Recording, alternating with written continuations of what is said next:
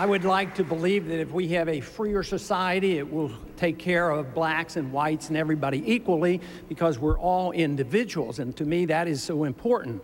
But if we had equal justice under the law, I think it would be a big improvement. If we had probably a repeal of most of the federal laws on drugs and the unfairness on how blacks are treated with these drug laws, it would be a tremendous improvement. Congressman Paul.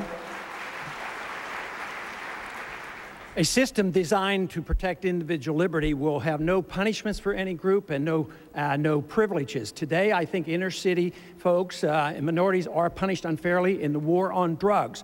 For instance, blacks make up 14% of those who use drugs, yet 36% of those arrested are blacks, and it ends up that 63% of those who finally end up in prison are blacks.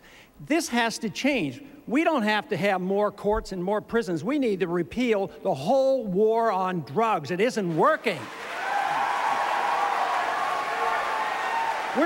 We have already spent over $400 billion since the early 70s, and it's a wasted money. Prohibition didn't work. Prohibition on drugs doesn't work. So we need to come to our senses, and absolutely, it's a disease. We don't treat alcoholics like this. This is a disease, and we should orient ourselves to this. That is one way you could have equal justice under the law. Thank you, Congressman.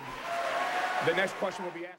Congressman Paul's support has gradually been slipping for the death penalty among all Americans.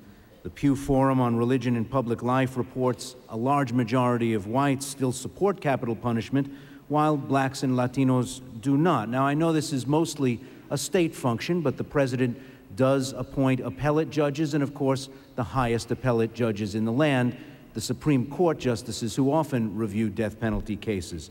Do you think the death penalty is carried out justly in the United States? And do you want to see it continued during your presidency? 30 seconds, Congressman.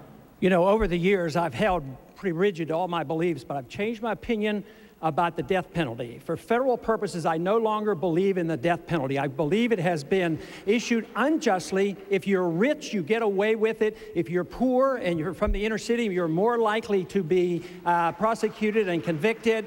And today, with the DNA evidence, there's been too many mistakes, so I am now opposed to the federal death penalty. Thank you, Congressman. Senator Brownback.